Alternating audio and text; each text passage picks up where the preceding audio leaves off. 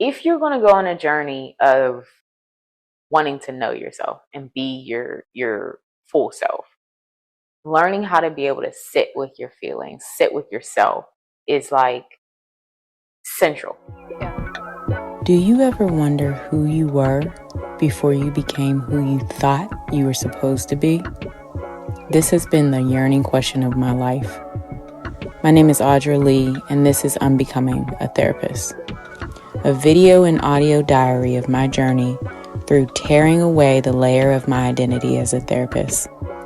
An identity I used as a way to hide and protect myself in almost all of my relationships. This podcast is for anyone who has felt the pressures of the world to conform in some way, or anyone who felt they had to wear a mask to gain the love and acceptance they were so desperately needing. Welcome to Unbecoming, a Therapist. So, I'm becoming. Mm-hmm. We were talking about just the intent of who you were at 10. How would you describe yourself then?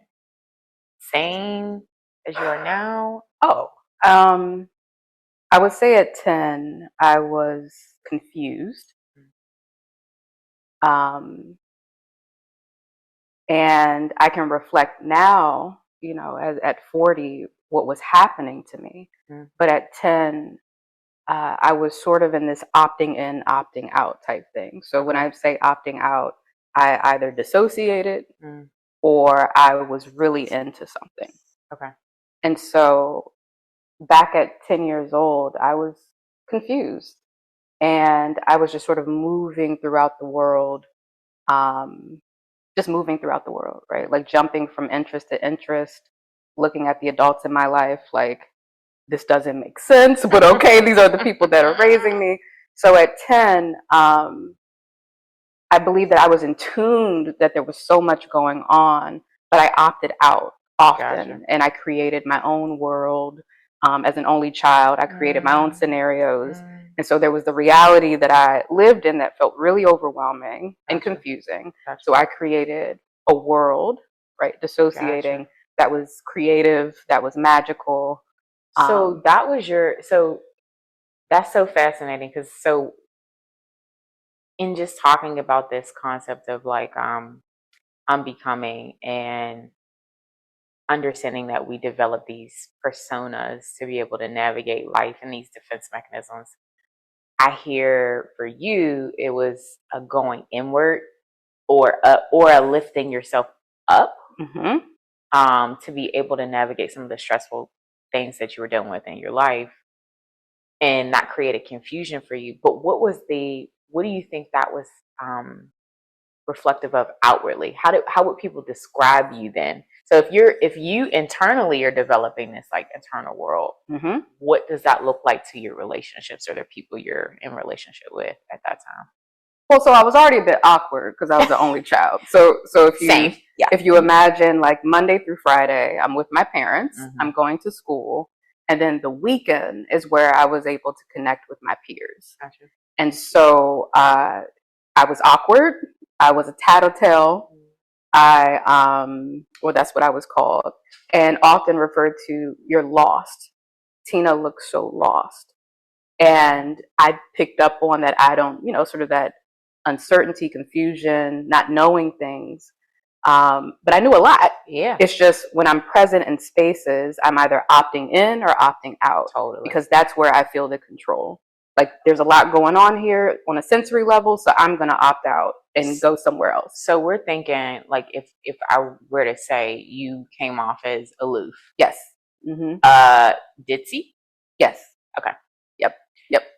That is, so just had a conversation with Brian about what are we trying to say when we call someone ditzy? Like, what are we describing? Because it's such a colloquialism.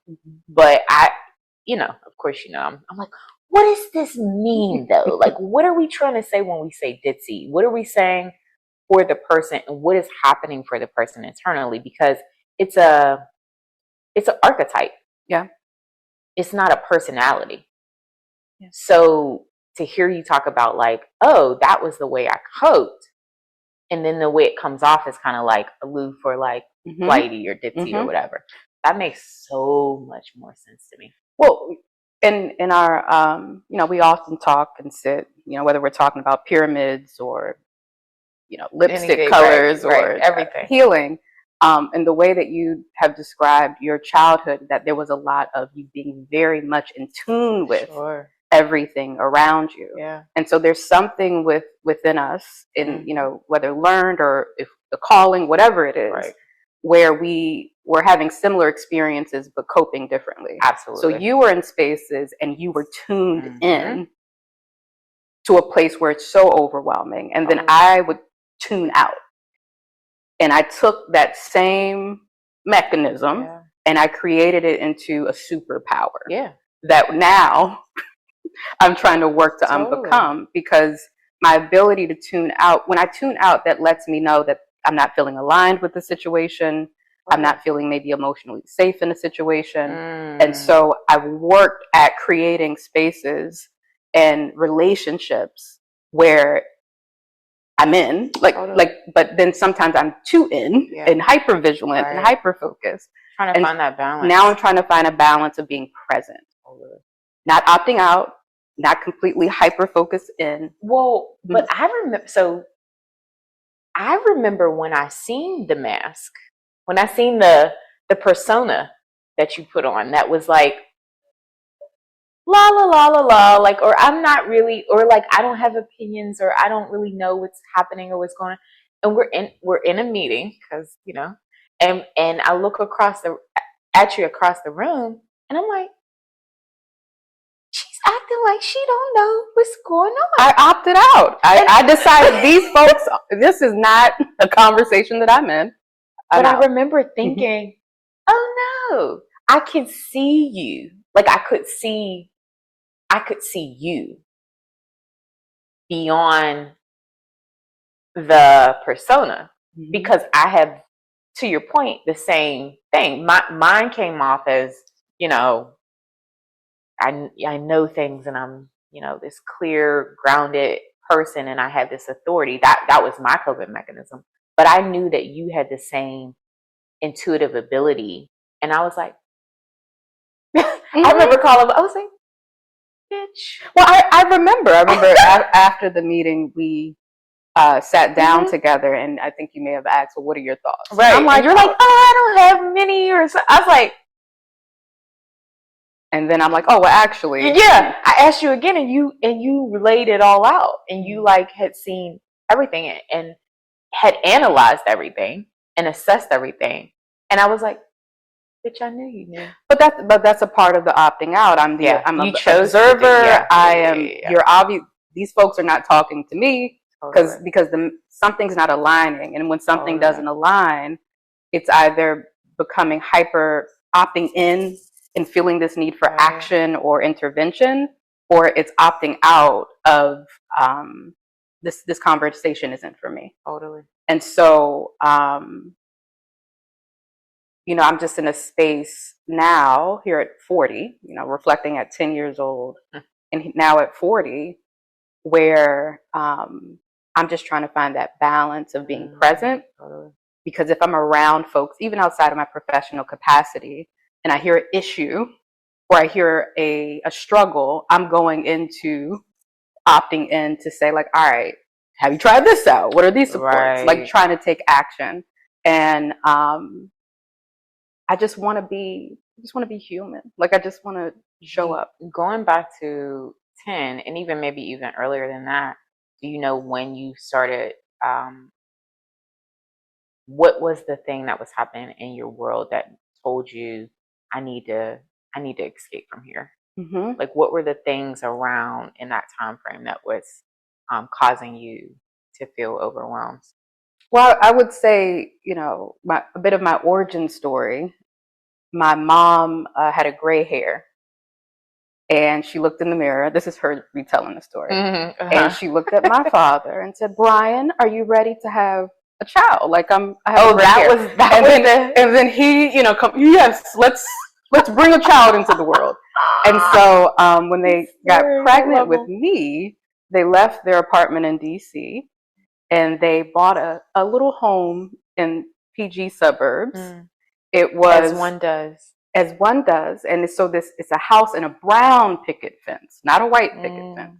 And I'm pretty sure if my leg would have got caught or cut in that fence, it would have been infected, right? So just sort of imagining this American dream that they're trying to cultivate and create for their child. But there were a lot of things that weren't discussed, addressed, or acknowledged. Why was that so important for your mom, do you think? Or do you know? She wanted to achieve the American dream. She wanted to achieve what the idea of family is supposed to look like, right? Based on whatever messages she received being born in 1950, so on. So she got her good government job. She came from down south, got her good government job in DC, her benefits, found her man, and now they're going to create this picket fence life together. And so as a child, I felt very much loved and surrounded by family. But there were some things that just didn't make sense. Right. And so for my father and I, and again, a lot of this is memory, but it's also stories that are being told to me. Right. So my father and I used to have jam sessions because one thing that is throughout my healing journey is music. It's been a constant. And we would have our jam sessions listening to like Elton John, listening to Rick James. You know, I'm inappropriately singing Super Freak, you know what I mean? But it was our thing, right? Stevie Wonder. And so from what I gather from memory and from stories told, my mom said I used to put my hat on whenever my dad put his hat on to go to Andrews Air Force Base because that's where he was in the reserve. And it became an age in school where I'm learning and teachers are talking about you don't drink and drive, like the whole DARE program. Oh, yeah, that was a big deal. And at the time. And going back to music for a moment, I'm pretty sure music has always been in the background, even as a baby. Gotcha. Even though, again, my memory. Another coping mechanism, big coping mechanism. Yes. And so I recall being in the car with my dad and he was drinking. And I wanted to bestow some knowledge on him. And I'm like, you're not supposed to drink and drive. Right. And I can only imagine for this man who found this one little person who looked up to and, just really saw him. Right. That was a moment of judgment of someone else. Right. So I would say that was the beginning of a rupture of life before and life after. Did you feel it in the moment him pull away?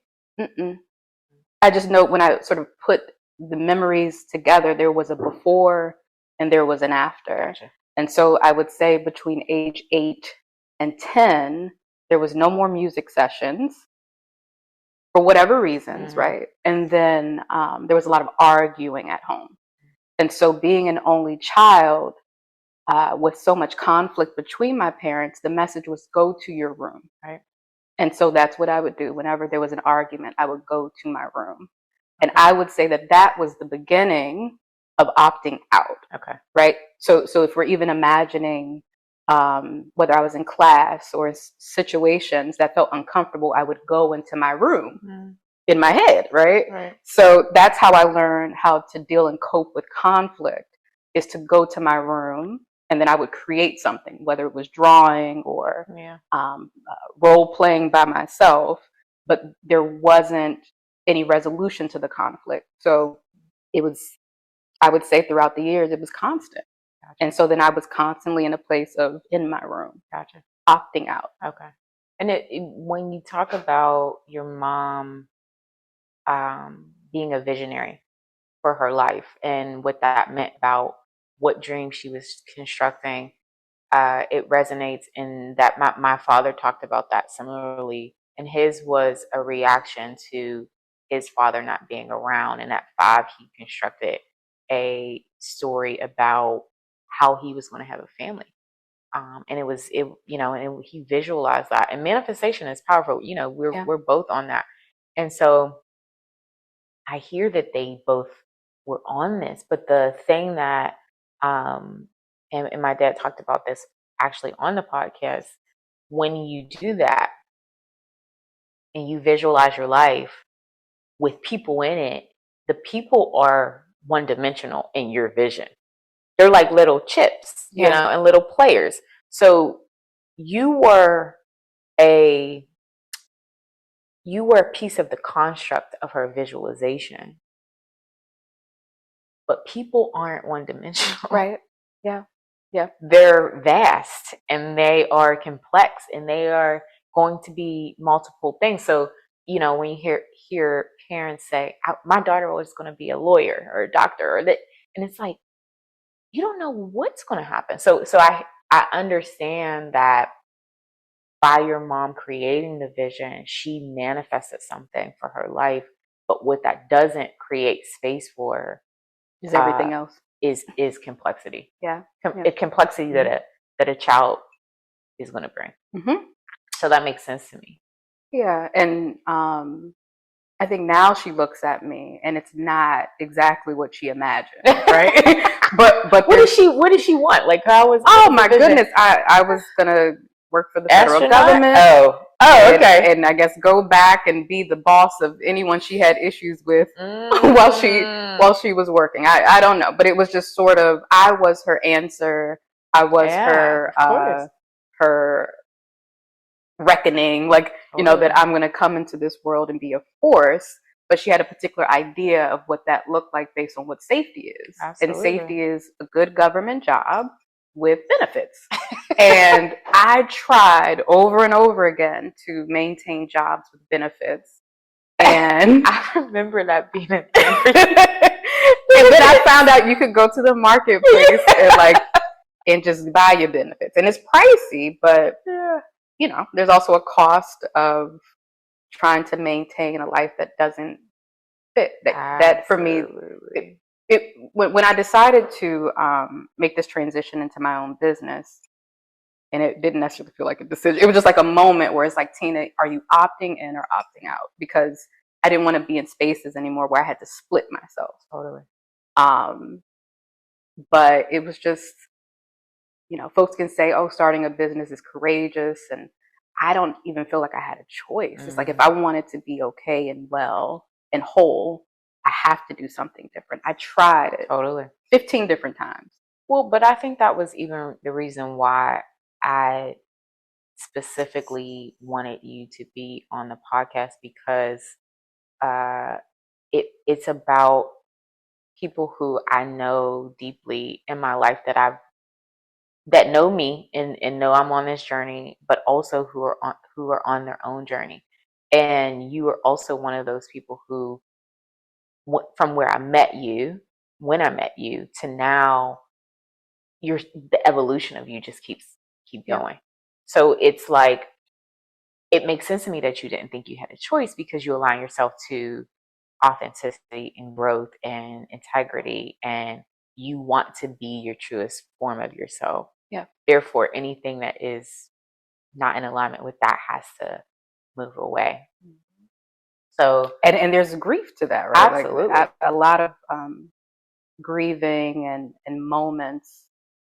I call them sort of like bubble pop or balloon pop moments where you're like, oh my goodness. Like, even the work that we do, when folks would say, what led you to being a therapist? And I'm like, it's my calling. Right. And then over the years, I'm like, well, shit, if this is my calling, where are the boundaries? Like, if something is your calling, how do you set boundaries around that?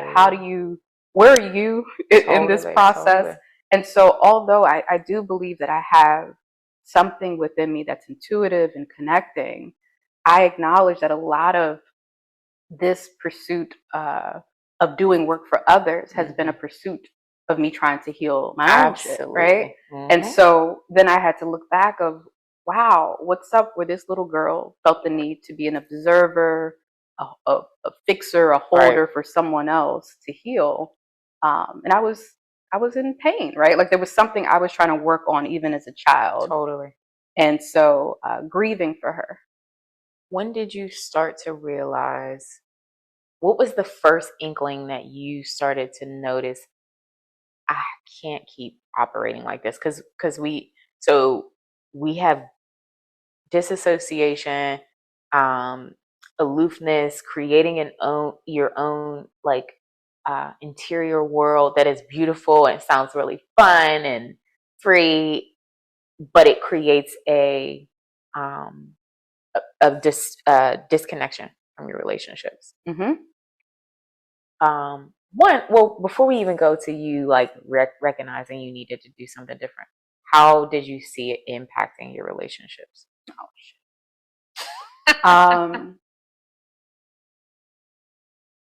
I mean, there's so many entry points to answering that. So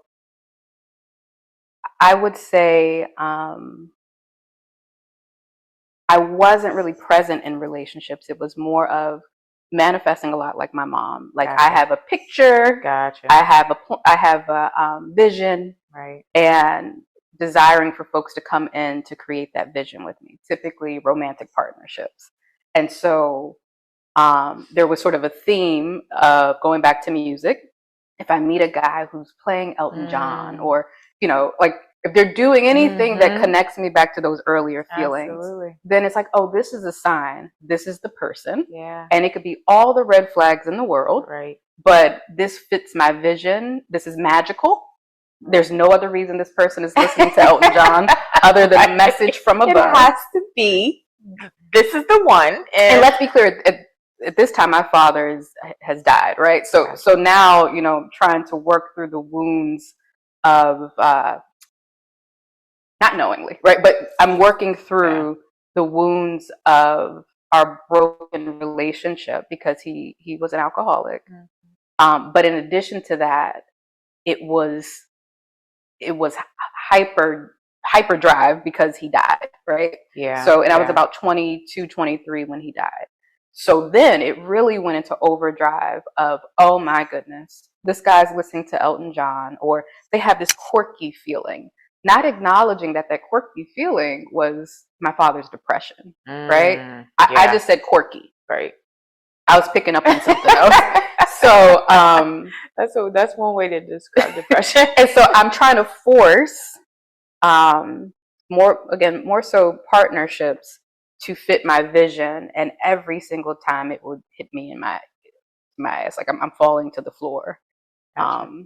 And so with each breakup, it was more of an acknowledgement that this isn't healthy. This isn't well. So one of my not last, but I would say around 30 years old, I was about to turn 30. And I'm looking back and I'm like, oh my God, my vision's not in place. I don't have these things in place. And so I wanted to start couples therapy with the boyfriend I had then because I just wanted him to stop, you know. So at that point, you still were like, my vision is makes sense. It's fucking on point. These people just need to fall in line. They need to fall in line. They need to get on board with the vision. So let me pull this person into couples therapy so they can be fixed. Gotcha. And we can get to this vision. What ended up happening though is I decided to see things for what it really was and just started my own individual therapy experience starting at 30. Gotcha. And that was so then that was the point in which you started to realize I can't keep operating this way? That is the time in which someone asked me a question, right? Because if we're going from childhood on to, I would say, my 30s, I'm the one asking the question, right? I'm the healer, the fixer, the soother, So no one had been curious with you around why are you aloof? That's Tina. Okay. Right. That became your identity, not just a thing that could be something you picked up. Yeah, and also I was doing well, right? Like gotcha. I finished undergrad. I went so I do believe there may have been more questions if folks saw me struggling, but because it looked like I was doing pretty well, they're like, "Oh, Tina's Tina, she's okay." Gotcha. Right? And so that part, I'm surrounded by people who care, but I don't even know if they would have known the questions to ask at that time. I think what you're talking about too is part of has been part of something that I've been trying to unbecome, which is this idea that like you always have it together. That fundamentally is at the crux of the hiding and the mask and the and the at least speaking for myself, an unwillingness to be vulnerable in moments, and not even knowing that, but knowing that it spurred or sparked from me feeling like really young, I assessed everyone in my space wasn't able to necessarily give me what I needed. So I took that with me, and I still have been operating in this way where I am saying, no one's ever going to be really able to do or give me what I need. So I need to always just be okay. Yeah. So that becomes the feedback loop of never getting a need met. Because people never think anything's wrong. Yeah. They're like, she's fine. She's always fine. And I'm like, why the fuck? I'm over here drowning, like, oh my God, please, somebody help me. And I'm like, why is nobody help me? And I remember at one point, my aunt had a conversation with me, and I like finally said that to her, like, why doesn't anyone ever check on me? And she's like, no one knows anything's wrong. Yeah. So I hear that in your process that there's not only are you kind of like floating but you are also the healer in your space amongst your friends and family, and you are always the one that's fine. I would say with more with friends. Okay. With family, Tina's being Tina. Gotcha. Right. Gotcha. So there's a love and appreciation of wow, there goes Tina. But there's also a bit of like so there's something going on with her that she's always talking about feelings. Yeah, shit like that. So they allow for it a bit, but I would certainly say, even as in middle school and high school, like I'm listening and trying to give advice and shit like that. Right. I remember one of my first jobs at a daycare. There was I had to be like 16. There was a kid throwing chairs around, and I picked up a clipboard and asked him, how are you feeling? So I didn't even realize that there was an issue because, my focus was opting into everyone else's experience and story and opting out of my own. Gotcha. Right, to cope. Gotcha. So as far as needs, folks didn't know what to ask me, and I didn't necessarily know what I was needing. Right. Because if I was looking at a surface level, I felt very supported financially. Yeah. I felt supported, as far as hierarchy of needs. Right. I felt very grateful for what I had. Gotcha. But when I started therapy, shout out Dr. Chapman. Dr. Chapman, if you're listening. Dr. Chapman. When I started therapy, she asked questions like, how do you feel? And I'm looking like, what is that? Right? Like, or even giving language, because although I can identify that my father struggled, I don't know how much of it was a struggle because he wasn't fighting it, but he was a functional alcoholic. Right. Yeah. And that's another podcast there. Right. But it was the first time that I said out my mouth, my father was an alcoholic, because the words were he just drank a lot, right? Mm-hmm. And so once I had language for it, I was then able to see that there's books and information about what it meant to grow up a child of an alcoholic. Gotcha. And sort of the enabling dynamics that played out. There's no book that says my dad drinks a lot. Right. There's a book of if we pare this down, what we say that your dad drinking a lot equates to, and were you able to naturally just get there, or did she kind of help plug you into the fact that? So this would have been pretty early on when I was telling my sort of narrative and story. So it probably was a combination of both. Okay. A combination of both. Yeah, a combination. Gotcha. And so then even going back to my mother and I have more and more conversations about our experiences when she grew up, myself as well. And we kept talking about my father being a functional alcoholic. And I was, I sat for a moment. I was like, he was functional until he wasn't, right? Like he was functioning until he had an injury that was related to drinking alcohol that impacted his mobility. I don't know if I knew that. So, because that got shadowed by his death, right? So it's.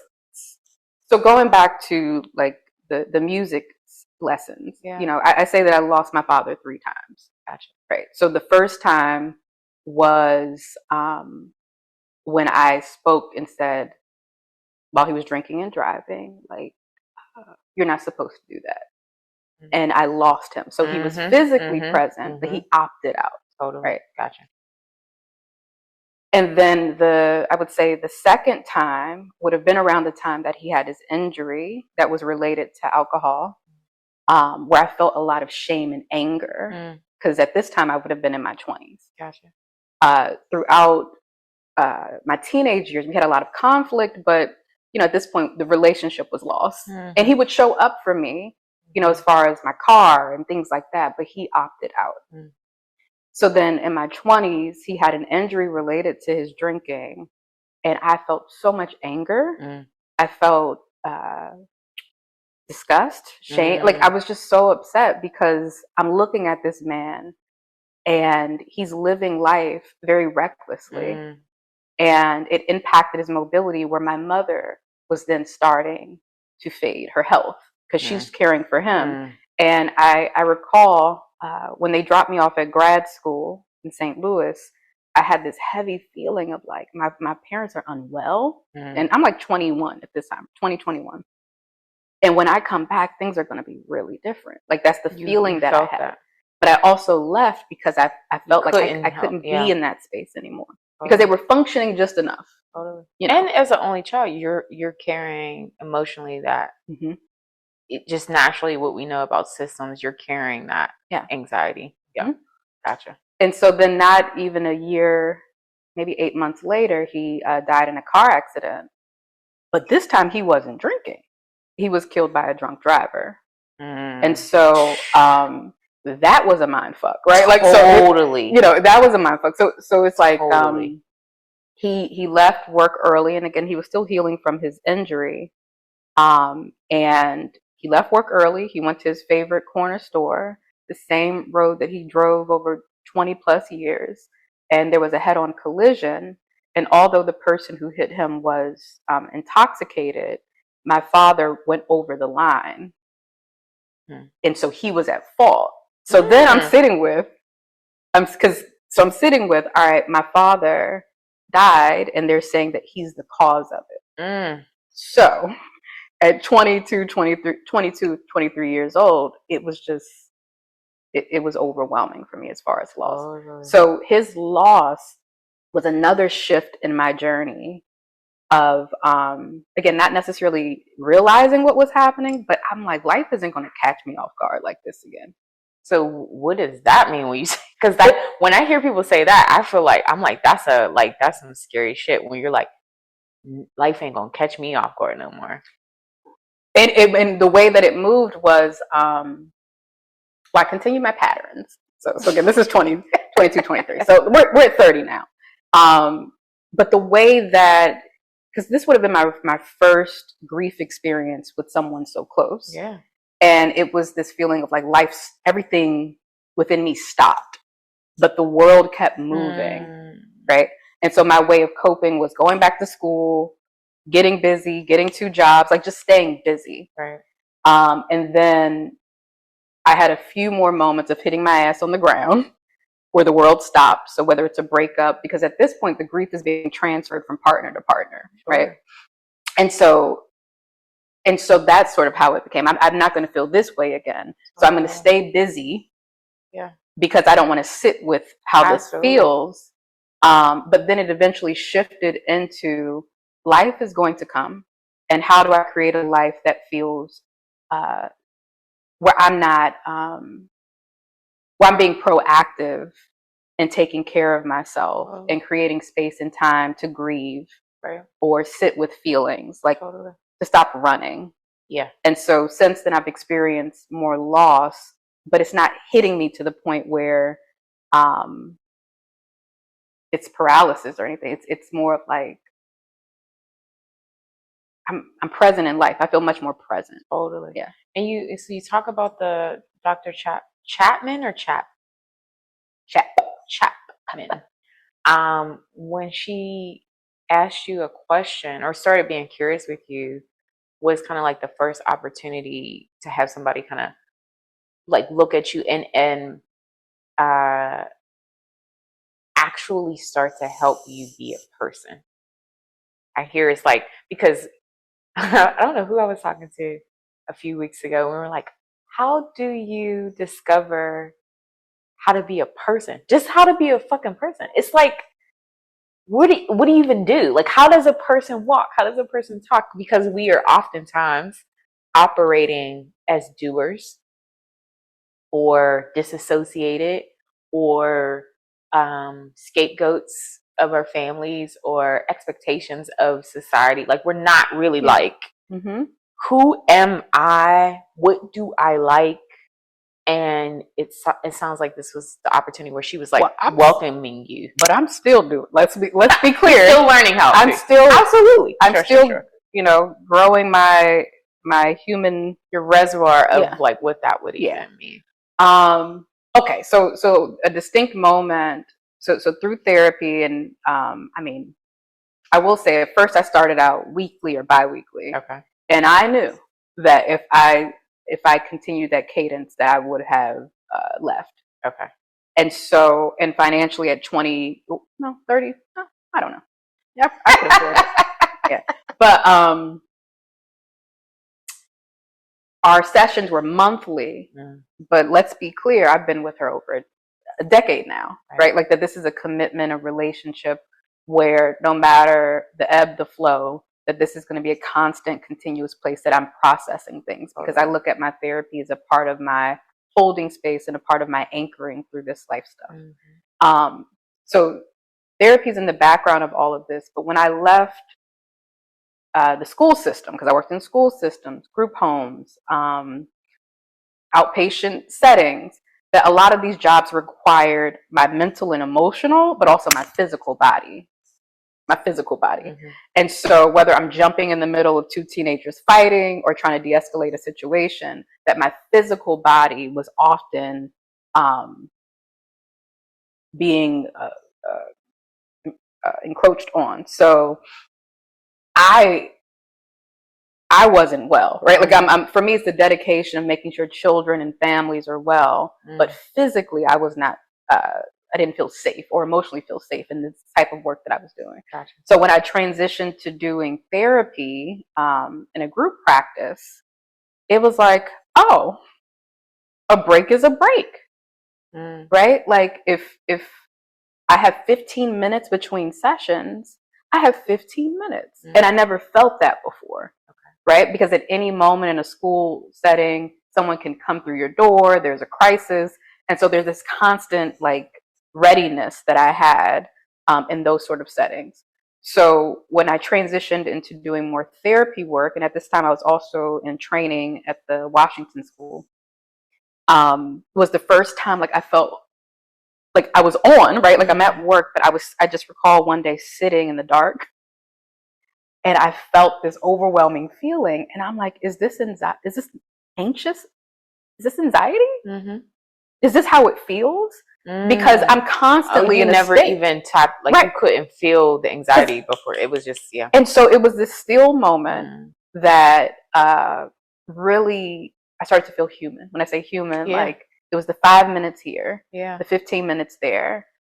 Am I avoiding something right now? Like I'm able to take all the things that I've learned, all the shit that I've intellectualized, and now it's like I feel it, and my body is communicating something to me, but I've been so activated, I never, and so I coped with it in different ways. Totally. At the end of the day. But you talked about sitting with your feelings, and this is something that is, at least I think, part of if you're going to go on a journey of wanting to know yourself and be your full self, learning how to be able to sit with your feelings, sit with yourself is like central.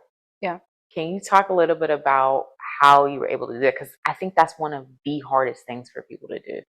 And it makes people anxious as shit. Like even just being, walking people, myself, but also walking my clients through, like, you have to So if something happens traumatic, you have to sit with it. And I'm like, what? What do you mean? Yeah. Give me a book that tells me how to sit with, you know? And I'm like, okay, first calm down. Let's speak. Yeah.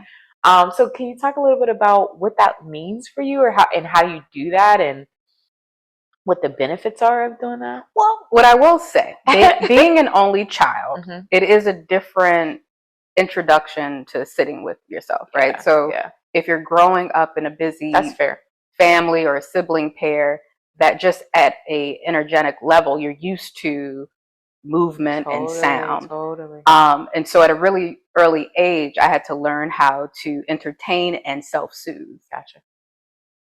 So that's one thing. So everybody's not starting at the same point. Right. Great point. Yes. Great point. So I actually find throughout my life, I found refuge in sitting, but it wasn't necessarily healthy. Right. So it may have been a bit more dissociation, or it could have been periods of, all right, I'm going to wait it out. And then once I wait it out, then I'll get back to, but I didn't do any work while I was sitting. I was just holding it together. So that's that. Like that, being an only child plays a part in my ability to sit with myself. I would also say years of intellectualizing, right? So, you know, if there's, for example, a feeling that I really have had to sit with, and I continue to sit with my relationship, is despair. And so it's like, all right, let me use despair let me look up the definition. Let me use it in a sentence. Let me connect it with an experience. Totally. And the reason why despair is something that I'm working through that relationship is because of my relationship with my father, and just watching this slow train happen, and there was nothing I could do about it. Totally. So then I'm taking this and trying to apply it into all my partnerships, friendships, anyone who will allow me to help it, support it, fix it. Again, all the focus on fixing or healing something, not a lot of focus on the relationship outside of the vision I had for the relationship. So I would say that it helped me to really look at what are those feelings that, the way I break it down in my work, and I sit with it myself, is what are those feelings that I invite in? What are those feelings that I tolerate? And what are those feelings that I absolutely repel against? And when I'm able to identify the feelings that I repel against, like despair, I bring those feelings closer to better understand my relationship with it. Gotcha. Because once you start to examine the feelings that you repel against, it gives freedom and access to the lighter feelings. Yeah. Because when we keep pushing away the heavy stuff, it doesn't allow us to be fully present in the lighter experience. So even if you're having a joyful moment, you can't even really feel it. Yeah. I was watching I don't know if you've seen Tyler Perry's documentary about his life. Really good, by the way. But it's not a Lifetime movie. It's not a Lifetime movie. And the funny thing is, I thought it was, which is why I didn't watch it for so long. I was like, but it was really good to, just understand his process and his life. It's amazing where he's been and where he's, how he's grown.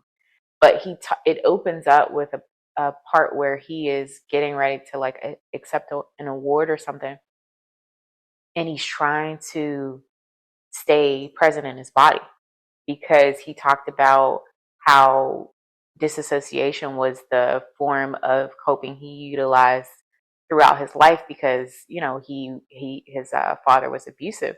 So, but now he's having all these amazing experiences, awards and like fundraisers, and like opening his studios, and he can't feel the joy. He can't feel the joy because of his body just is now reacting to any big emotion. Yeah. So he was actually trying to get in his body to, and it was beautiful. He's self-soothing. He's like, it's okay. You're safe. Nothing's wrong. He's saying these things to himself. And I thought, wow. And that's the piece, right? Having to be in relationship. It's like literally thinking about being in a relationship. Take the emotion as if it's, a person and, interact with it. So it's. Is there a feeling that comes to mind that you repel against? Like, get up out of here. Oh, yes. I think rejection. Rejection's a big one. There's something around meekness, or I can't quite like put my finger on the feeling, but it's something that I know because when I see it in other people, particularly other women, it makes me angry. And what I've learned is it's a frustration because I never felt I had the space to be that, which is like something around like soft or meek or maybe aloof even. In moments, right? Like that like ability to opt out. Yeah. That wasn't when I assessed what coping mechanism, because I think we at some point emotionally go to, okay, what coping mechanism, we're digging through like a bag of coping skills to be able to navigate our lives. And we're digging through and we're like, which one can I take on that will help with this situation? Yeah. For me in my life, aloofness wasn't an option, so like, or shyness or meekness. Yeah. And so rejection oftentimes makes me get in touch with my most soft, loving, insecure self. So for the longest time, I really had a hard time even knowing when I felt it. Yeah. Because I just immediately went to ego. So now I'm able to say it. I'm able to, you talk about use it in a sentence. I'm able to cry and express, even if I know I'll be okay, I'm able to say, yeah, but this shit hurts. Yeah. Whether it's, being mid-30s and trying to develop friendships is so hard. And like every time I'm trying, I feel like that little girl again. Like I'm 4 or 5 and like want to play, and they're like, no, and I'm like, be my friend. I mean, it just happened. I don't know. We hadn't had a chance to talk about it, but even like last week when I texted you and I was like, hey, let's hang out, and you were busy. And I think I texted a couple other people and like everybody was busy. Yeah. And I came home. I ended up going out by myself. I came home and I was telling Brian like, oh, I feel lonely. And I was able to say it and I cried. And it was okay. It was nothing to do about it, but it was okay. That would never have happened 10 years ago, 20 years ago. Never. I wouldn't have even been able. So the emotion would have been happening in my body, but I would have not sat with it long enough to feel it. And what it would have came out as is anxiety. Yeah. Or frustration. Or some ego form, which usually is me being really like sarcastic or snippy or something.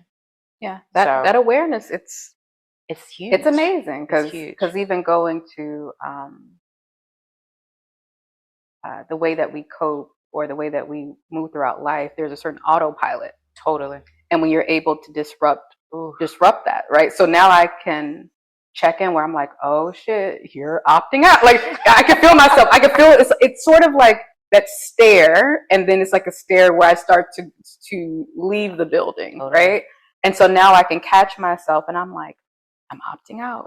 I'm opting out. Or what I'm really working on now is that hyper focus of opting in. And then it's like, well, did you try this? Or you want to do this? And you want to call therapy?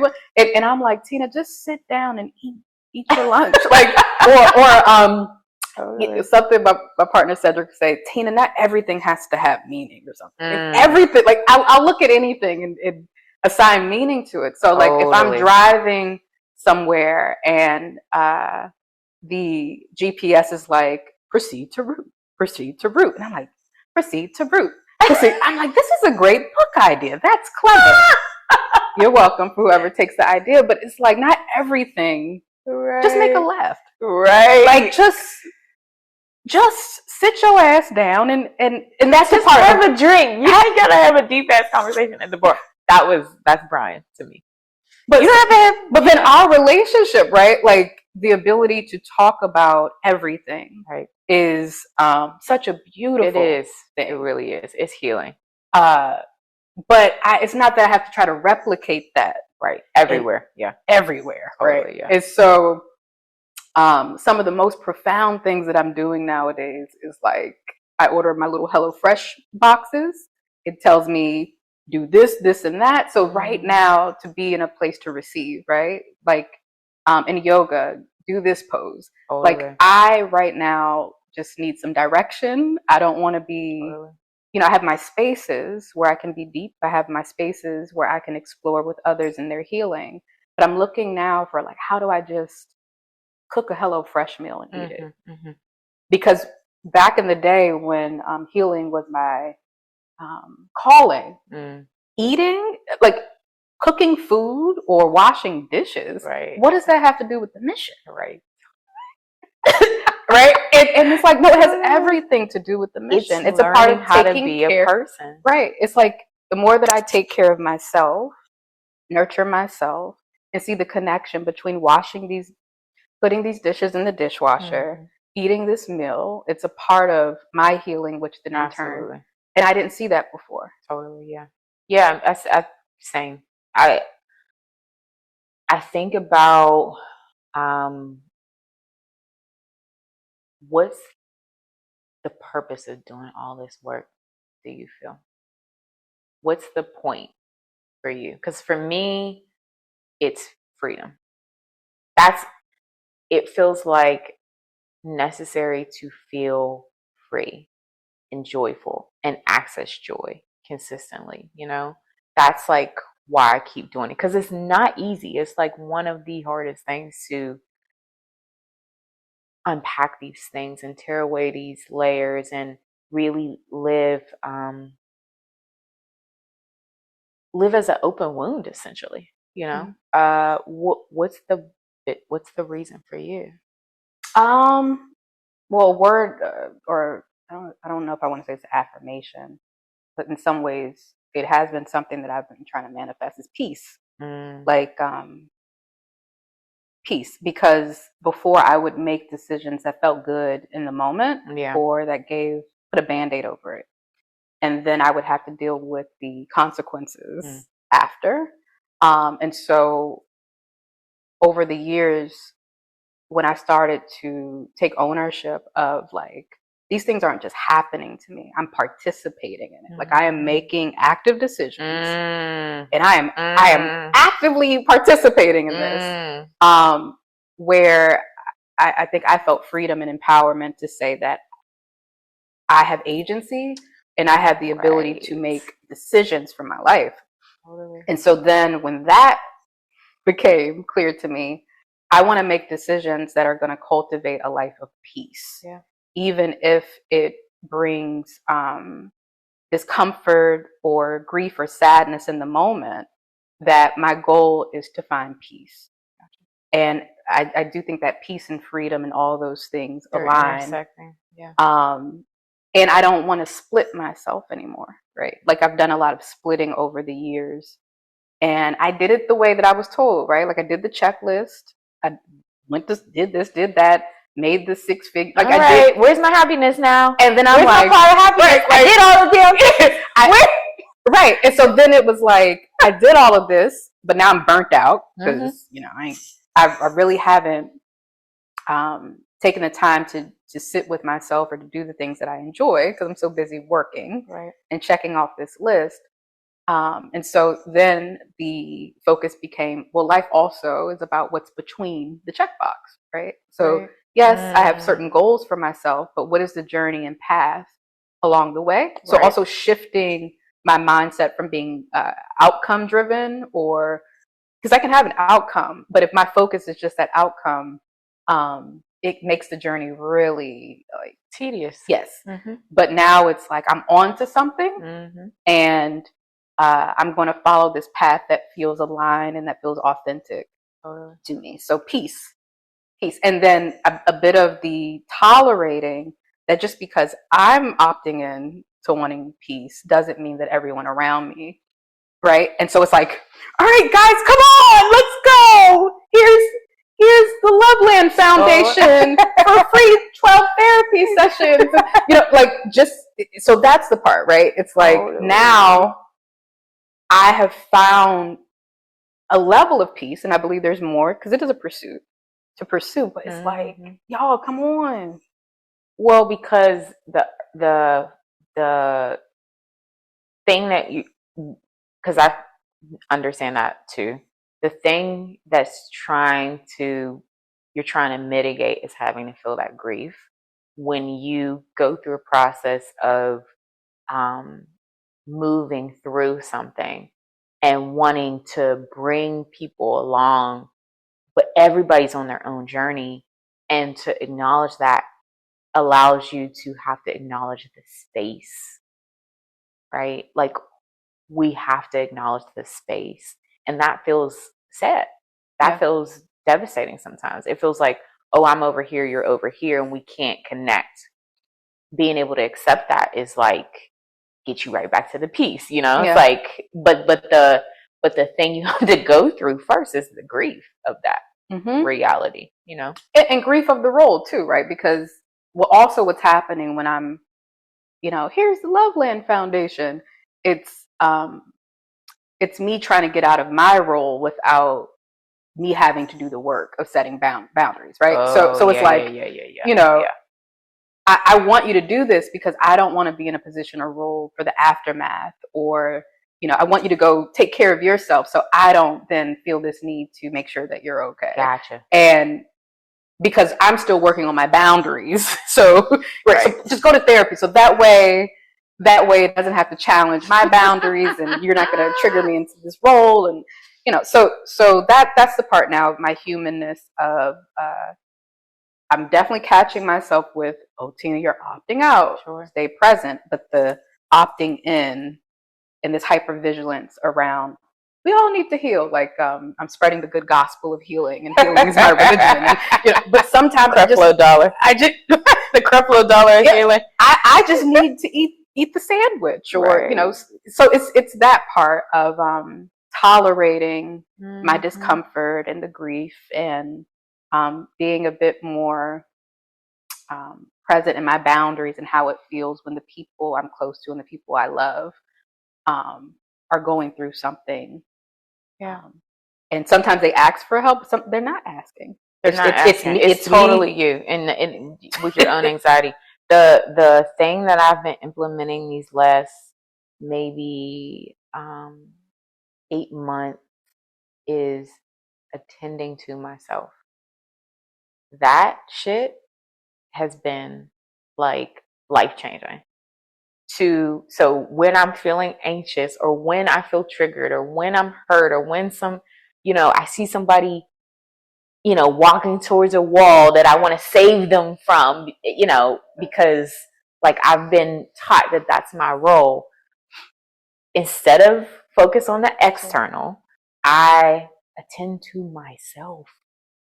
Instead of feeling anxious that they're going to ask me for, what do you need? Like that shit, I'm like, what? Yeah. Because I just felt for so long it wasn't acceptable to do that. You couldn't just attend to yourself. It was selfish. It wasn't aligned with the calling. It would leave you being possibly like abandoning your relationships. But every time I do it, I'm able to come back to the relationship so much more less reactive and more present. But then also you're shifting your role as well as healer, supportive, and also you're taking out the cleanup crew, right? Because also a part of, I don't want you to run into that wall, right? Because if you run into that wall, then that's triggering something for me, that I'm a part of the cleanup crew. Absolutely. And that's like, I'm trying to take care of myself by giving you all the resources, because I don't want to be in a position to clean things up. Totally, yeah. So The last thing I want to ask you is with all of the work and all of the discovery, and some of it being just like a natural process to how your life has gone, and noticing some of the discomforts, and bumping your head and having to say, like, I can't keep doing this. How has it helped you show up as a clinician? How has it helped you show up as a daughter, as a partner, as a friend?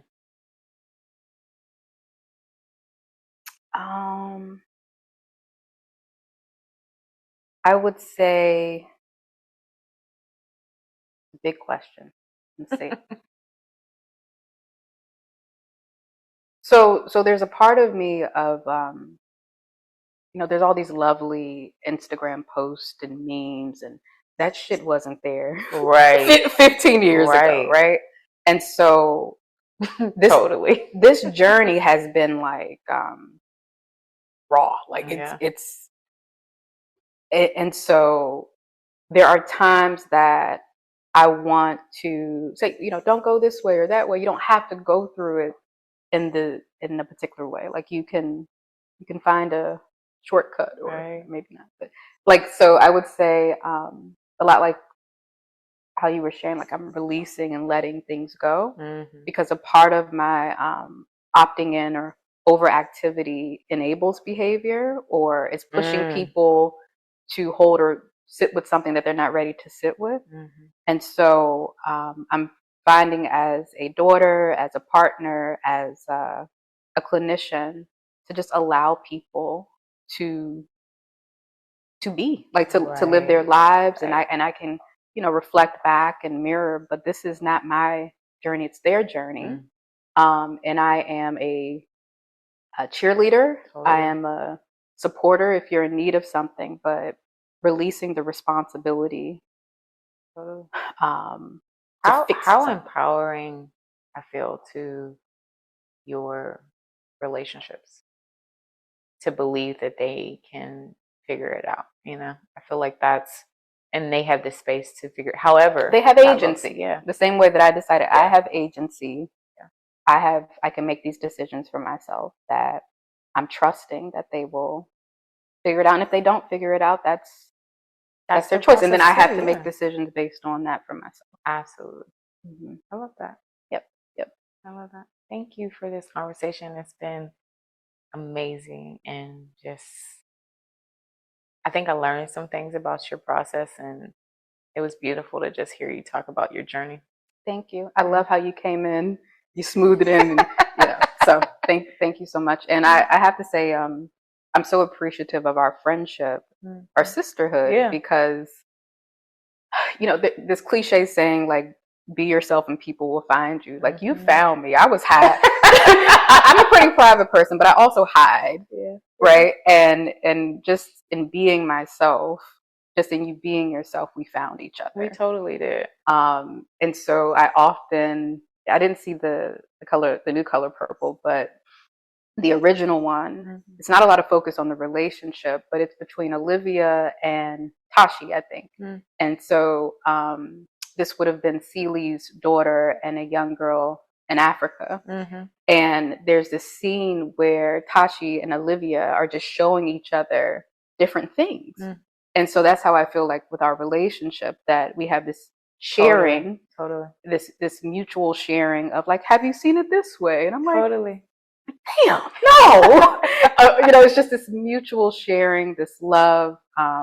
We're able to, talk through things, or you're able to give voice to things that are in me, and then you give voice to it where I'm like, yeah, that was there the whole time. Yeah. So I just appreciate the mutual sharing and holding over the years. I am too, Tina. It's been like our relationship has been like a ointment to my wounds. That's how I feel. It's just calming. Every time we get together, every time we get an opportunity to sit and talk, I just feel calm in my body. And not, speaking of the memes, they're like, get relationships. All the Instagram girlies, get relationships that calm your nervous system. And I'm How like, you do that? oh, wait, damn, they're right. The Instagram girlies are always right. But that has been our dynamic. So thank you. Thank you. Because only you get my ass on a screen.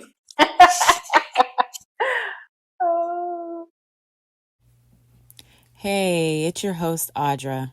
Thank you for listening to the Unbecoming a Therapist podcast. I hope you enjoyed this episode, and make sure you comment, subscribe, and rate the show. It means the world. You can keep the conversation going over on Instagram at Unbecoming a Therapist. See you next time.